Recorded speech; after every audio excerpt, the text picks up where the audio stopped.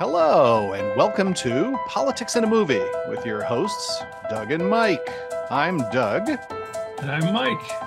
And this week's episode, Gerrymandering and Jerry Maguire. Huh. As always, we want to thank our behind-the-scenes tech guy, Frenchie. His sole purpose is to create the best listening experience for you, the listener. That's his purpose here, Mike. Or as he says, his raison d'etre. Thanks, Frenchie. All right. Well, listen, speaking of us creating the best listener experience, why don't we jump into one of our favorite segments, Mike? Listener comments. Oh, good.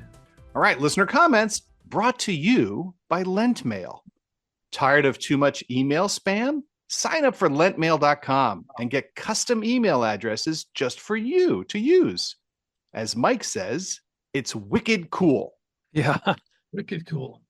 And use our promo code of PAAM to sign up for free. Pam. All right, Mike, here we go. Listener comments. So the first one is Frenchie's giving me. He says this is from a lot of people, so there's not like one person. People said Mike's audio sounds bad. Oh. It sound okay today to you, Doug? I have a new microphone. That's right. So yes, everybody, we're very happy to say Mike has a new mic. It's new Mike. Yeah. Yeah. So now in this episode, if Mike doesn't sound good, it's really on him. Sure. Can't blame the hardware this time. We got another one here. From Calypso. I liked Mike's impression of never go in against a Sicilian. Yeah. Never going against a Sicilian when death is on the line. That's good. That is. You did some good impressions in that episode, Mike. Yeah. Thank you. That's a good movie. I recommend that our listeners go back and listen to that episode. Was that episode 12? I think so. Yeah. Yes. I recommend our listeners go back and listen to all the episodes. Yes. And recommend them and give them thumbs up. Of course. Yeah. And then send us a comment. We'd love to hear.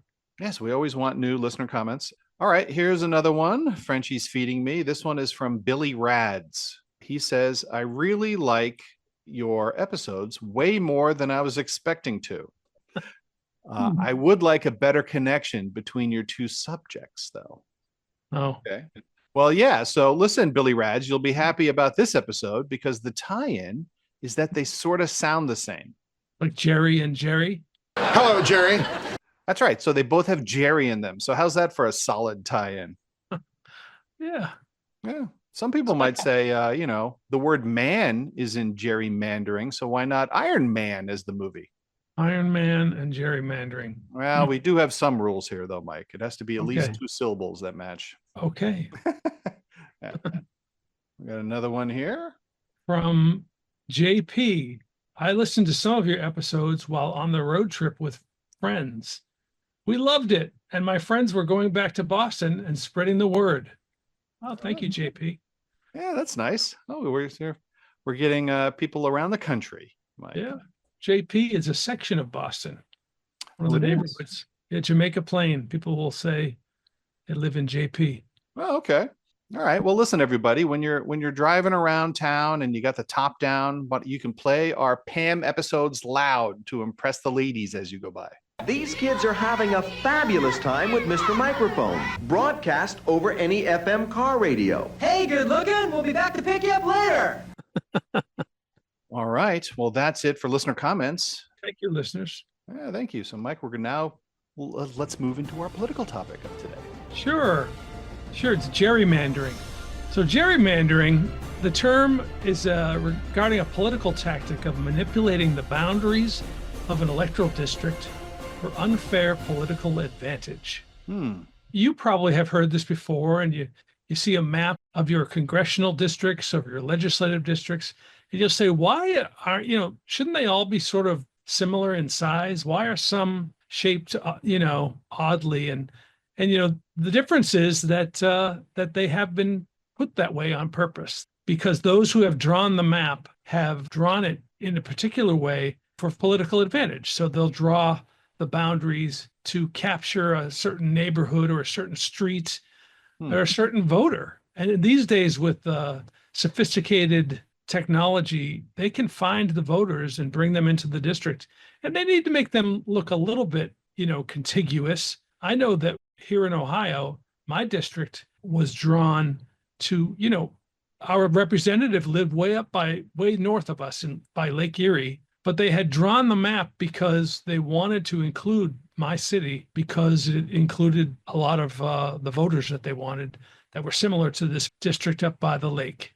So for a long time, our legislator was from Lake County up by Lake Erie, even though we were way down south. If you looked at the map, there was like a long little strip of land that connected our city with this Lake County district.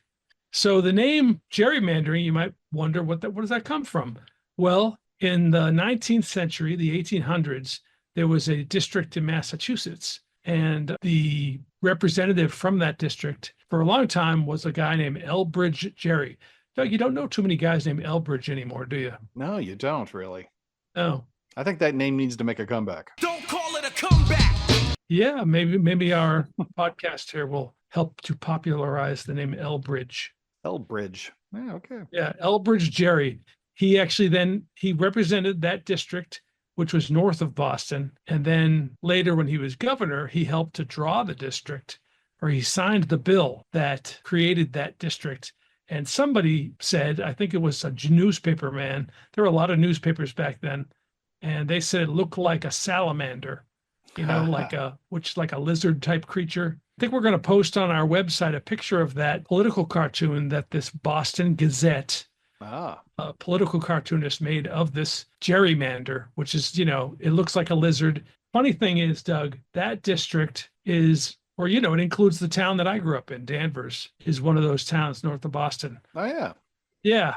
But Governor Gerry, he was originally from Marblehead, which was a couple of towns over from Danvers. So are you looking at that cartoon right now, Doug? Yeah, it looks crazy. It does. It's well, so it was drawn certainly to, pull in the voters. What I think somebody said recently who did not agree with gerrymandering, that said, voters should choose the politicians, not the other way around. Right. I like that.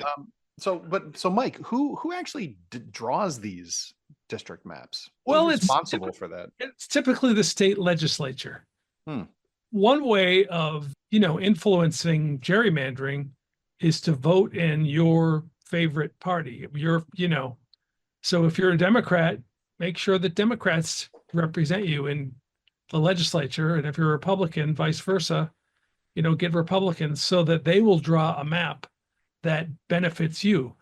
That doesn't sound too fair, though, really. Yeah. Do they like assign one person to come up with a map and then they all vote on it? Like who actually does the drawing? Well, I think that there's staffers that, work on it, but ultimately it has been the state legislature who puts out these districts. The problem is they have been challenged in court. So a lot of these gerrymandered maps go before a judge and the judge throws it out, said this isn't fair. And there's different ways of unfairly drawing these districts. Right. There's racial gerrymandering where these maps have been brought before a judge to say this map is unfair to this particular race or subgroup of people. And there's, political gerrymandering where they say, this map has clearly been drawn to disadvantage one party. Right. What's happening is that these maps have been challenged in courts, and in Louisiana and in, Alabama and Ohio, judges have thrown them out and said, no, this map doesn't work. It's wrong for these various reasons because of, racial discrimination, because of, Right. Yeah, that sort of makes sense to me. I mean, if you think about, how the US looks, like a map of the US with the states, Yes. Yep. Imagine if those states were gerrymandered. We'd have a crazy looking map. Some of my favorite states, Mike, are just how they look on the map, you got to respect the ones that are almost literally like a square. Yeah, like Colorado. Yeah, like that's a respectable outline for a state. Then other states like Florida, clearly there's a straight line at the top that separates Georgia and Florida, but the rest of the state, the district is the ocean. Right. So that's how it should be, I mean, there should be some type of cohesion to the district. And I imagine the state to the west, they probably were like, listen, we don't want your swamps. Well, Keep those gators. yeah. Well, I think you get in the middle of the country like Colorado, there was a straight line because there was no, shoreline like in Florida, for example. Right. So they just drew a straight line. Yeah, and it was like open land. Yes. Now I get where the Jerry part comes from, but where does the word mander? How's that come about? What's that from? I think from salamander. Jerry comes from Governor Jerry, and mander comes from salamander. Oh, okay. All right. That makes sense. Yeah. So, anyways, right now, some of these maps have been challenged. And in Louisiana, there are actually 2 court cases. Oh. And the Supreme Court is going to hear both of them. So there were 2 cases that were both decided by the court. One saying you've got to create, racially fair districts. So there were 2 cases. One saying you've got to draw a new map. One that they protested the new map. So the Supreme Court is going to hear both of these cases. Okay. These Louisiana cases. So we'll see what happens with that. But the question would be, I started to say earlier, how do you challenge this? Well, first, vote. Get out and get your people elected to the legislature who will draw fair maps, in your opinion. But that's still partisan. Yeah. The other solution that's been brought up is have nonpartisan commissions. And in Ohio, we actually had a ballot question in this 2024 election that said that drawing districts would go to a commission. Right now, there is a commission, but it includes elected representatives. And Right. so the ballot measure failed very, very narrowly. So because it failed, Ohio will continue to use its current redistricting method led by state lawmakers and a commission of 7 elected officials. I think that when the judges have thrown out some of these districts that are shaped oddly, there's probably some type of legal language. Yeah, I think they could create an algorithm that would say it would, you give it the outline and the algorithm would say yes or no. Because ideally all these districts would be like, blocks, a series of squares and rectangles, for example. Well, yes and no. I mean, a block or a rectangle might not. Maybe a triangle, Mike. Put in a couple of triangles. Okay. Well, I mean, okay. All right. So I sold you. No, but I think that I think some of these court cases that have been decided that like this district needs to have more cohesion. It can't be just these districts. This is clearly drawn in a way to capture this neighborhood and these voters over here. I don't know what the specific language is, but it does have to have some sort of uniformity. Yeah. Well, I can tell that it is a tricky thing. Yeah. So I guess we'll hear. The Supreme Court will decide on this Louisiana thing where there are 2 judges, one saying throw out the old map, one saying the new map is no good. So we shall hear. Maybe that will create, as Supreme Court decisions have, it'll create a rule that we can follow for creating districts. Yeah. Yeah, so this whole thing really started with this Elbridge Gerry guy who sort of bended the rules for his own advantage. And I guess after he did it, then it just went, like wildfire. It caught on and everyone's like, hey, we can do that too. And then there's like a whole bunch of bending the rules. Just like they throw gate on the end of things, every political scandal ends with the word gate. Somehow every redistricting issue became gerrymandering. Right. He actually, I was reading about this and he, I think there was a quote where he didn't necessarily agree with this district or this. He sort of tried to distance himself from that, but it was too late. He was already labeled with this, the father of this, redistricting. He was immortalized. Yeah. And he's one of our founding fathers too. That was like back in the 1700s when that happened. He actually was vice president to somebody. I can't remember, for like James Monroe or something. I don't know. Okay. So he had a long career in politics. He was a state legislator in Massachusetts, again, representing the north of Boston. And then he was governor of Massachusetts, and then he was vice president. And I can't remember, maybe Frenchie can look that up. Who was Jerry vice president to?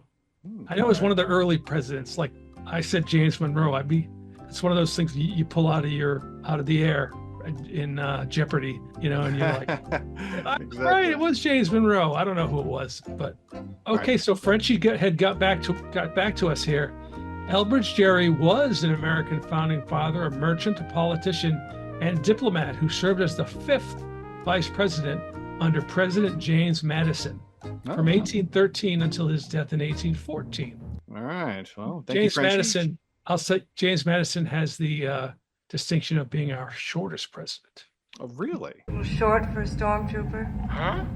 He's a very small man. Yeah. Well, that sort of ties into our movie, maybe, because Tom Cruise is short. Hey, there you go. See, now that's a better tie-in. That was way out there. That we kind of had to get all the way to who was Jerry vice president to. I mean, That's right. all right. So that's gerrymandering in a nutshell. Okay. Help! I'm in a nutshell. How did I get into this nutshell? Good. Well, thank you, Mike. Thank you, Doug. All right. Well, let's move on to our movie topic, Jerry Maguire. Hey. All right. So, Mike, Jerry Maguire. It's a 1996 film. It's a sports comedy drama, directed by and written by Cameron Crowe. Oh. So I think it's interesting that Cameron Crowe, he wrote and directed this. Mike, you've heard of this guy, right? Yes. He was really well known for going on the road with rock bands back in the day and writing stories for like Rolling Stone magazine. Yep. And he did that when he was like 16 years old.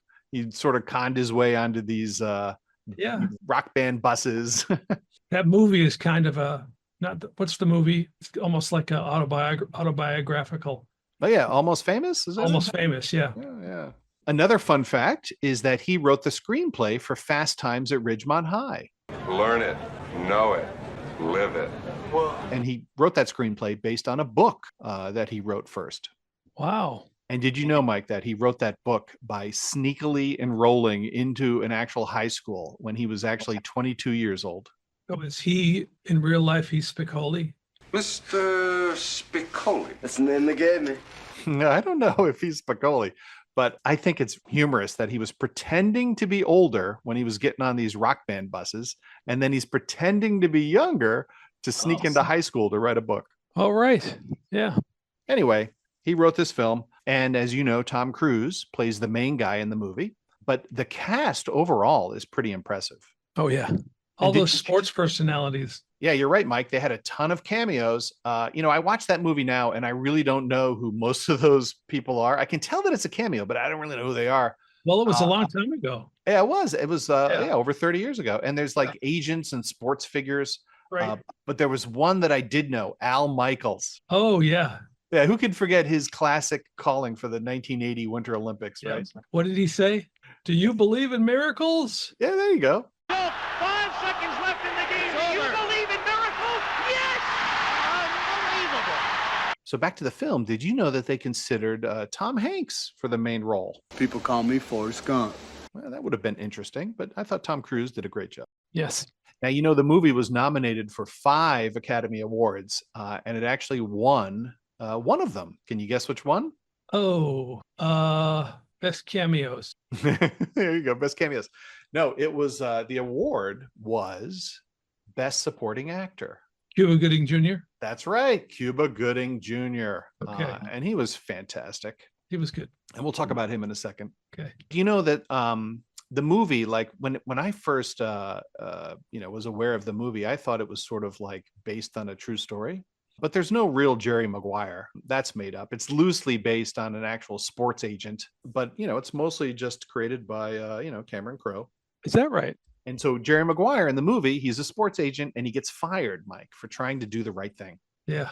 And so him trying to do the right thing is he types up this manifesto. I mean, mission statement, mission. One man's mission statement, Mike, is another man's manifesto. Right. And it's funny through the movie, like people reference it to him and they call it a memo. And he's always getting offended. Oh, it's not a memo. It's a mission statement. I loved your memo, by the way. I guess that makes sense because, Tom Cruise, Mission Impossible, he wants it to be a mission. Your mission, should you decide to accept it. It wasn't a possible mission because it got him fired. There you go. And when he's typing up his, mission statement, Mike, he's wearing a T-shirt. and it's totally weathered. It has like a hole in it. I love the eye to detail on that. And it's a Notre Dame shirt. I wonder, like, who in the cast or whatever went to Notre Dame to have him put that shirt on. Well, he's a sports agent. He's probably visiting a lot of colleges, and it's a big sports school. Yeah. Yeah. And one of the other things I thought was sort of interesting, regarding like the sports world, did you notice that they have scenes where there's like women reporters in the locker room doing interviews and the football players are naked?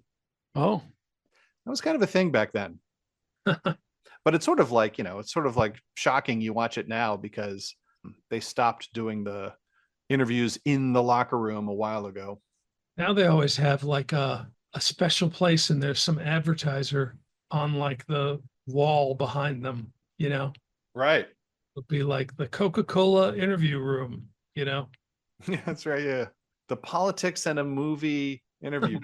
Yeah. Damn it. We got to get in there.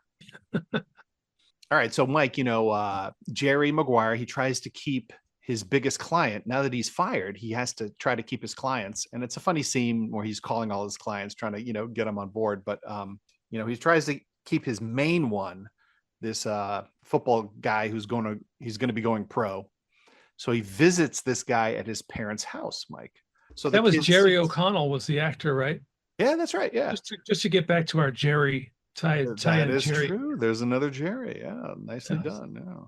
And I thought it was funny. Like he walks into the house and there's a ton of like awards on a bunch of different shelves, as he's walking in there.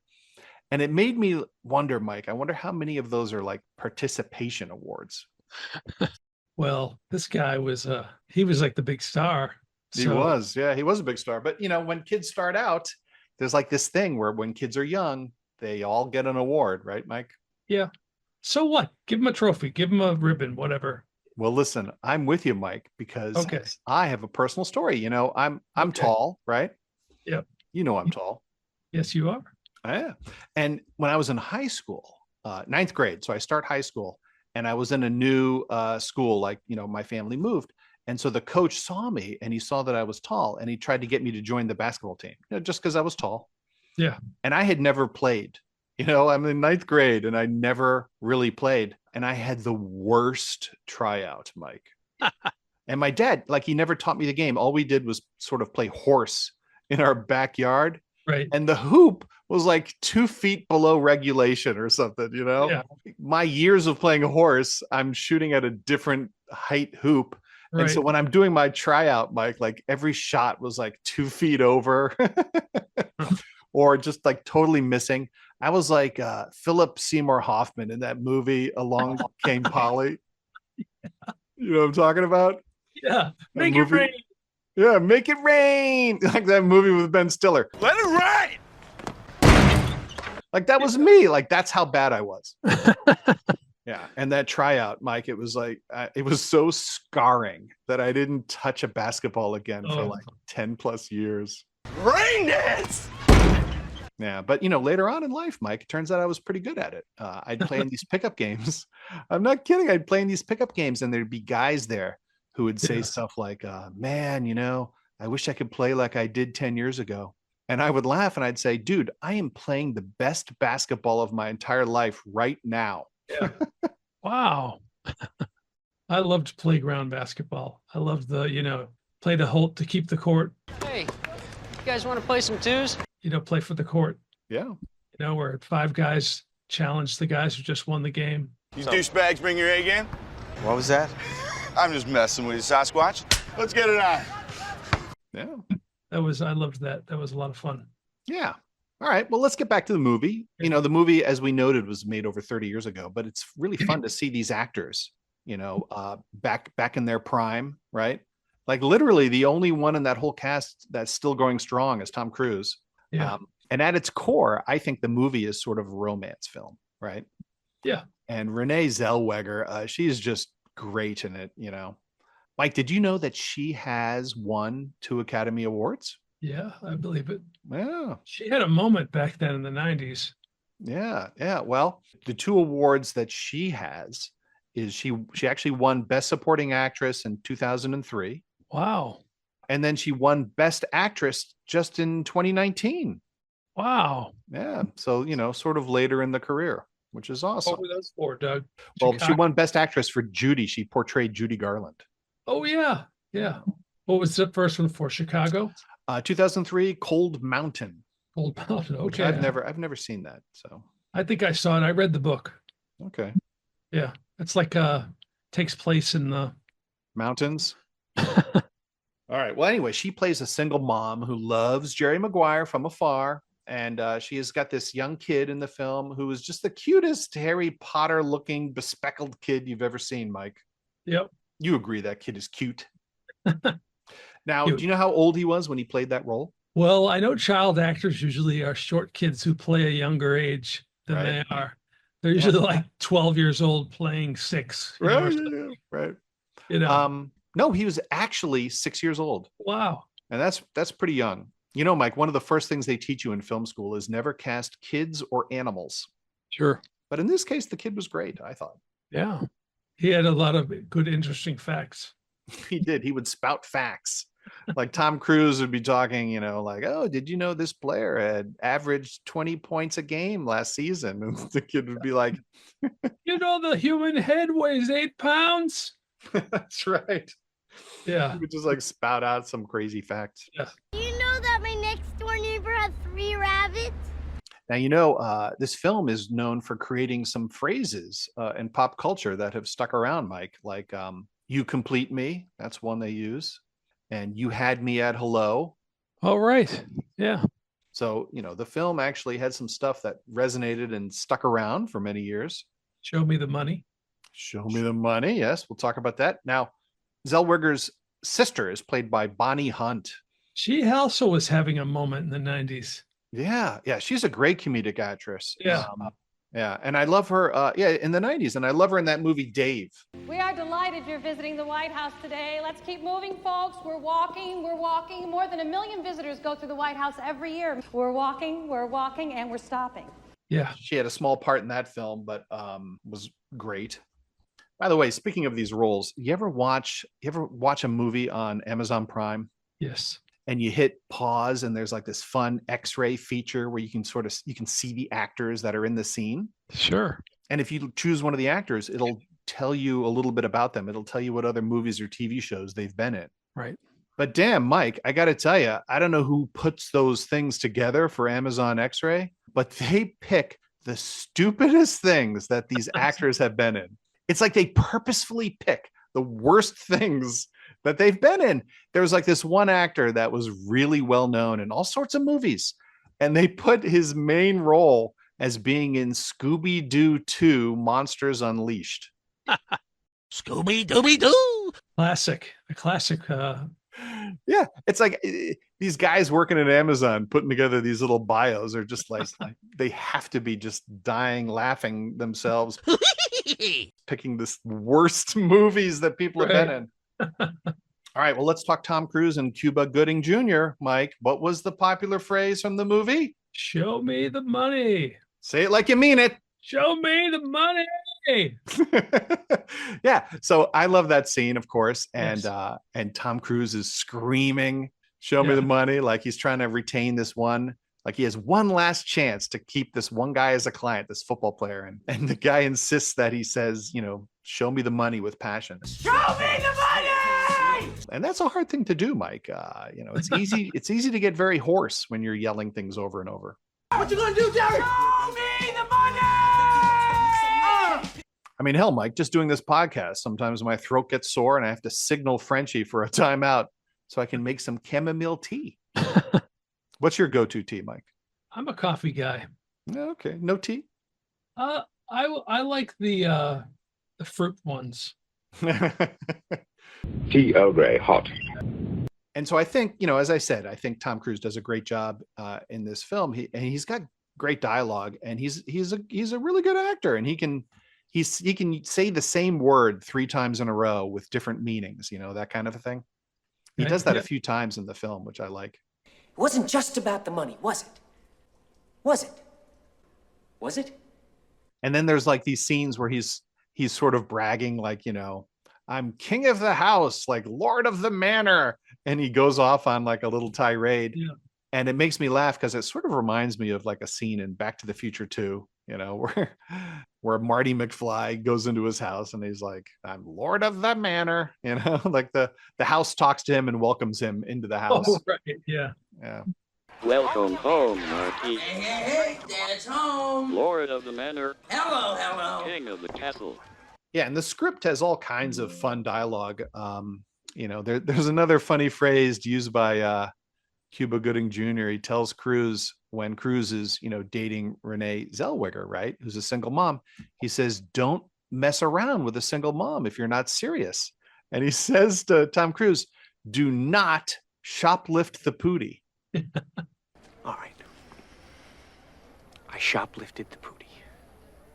One last thing I'll mention about Tom Cruise's lines is he actually says a line that's kind of similar to his line in A Few Good Men, Mike. Wow. He says something about asking someone if they can handle the truth. Oh, really? Yeah, and Jerry Maguire. And you know, this is 4 years later, so I wonder if Cruise found it amusing that he had a similar line to like his classic. He says, I want the truth. Oh, that's right. Yes. He says, I want the truth. Right. Yeah. That's the truth, man. That's the truth. Can you handle it? Yeah, well, I wonder if Tom Cruise found that amusing. Well, I'm funny how? I mean, funny like I'm a clown. I amuse you. They should have worked Did You Order the Code Red into the Jerry Maguire song. Yeah. You know, missed opportunity there. All right. Well, so in all, a fun film to revisit after so many years, and lots of good stuff in it. Yeah. It was a 90s movie. So yeah. Good movie. All right. Well, for all of us here at Politics and a Movie, thank you for listening. And you can check out our website at politicsandamovie.com. Well, thank you, Mike. Thank you, Doug. And thank you, Frenchie. Show me the money. Yeah, no. Show you the money. Not show you! Show me the money! Show me the money. Yeah! Louder! Show me the money. That's it, brother, but you got to yell that shit! Show me the money. I need to feel you, Jerry! Show me the money! Does that make you feel good just to say that? I'm glad we had this talk.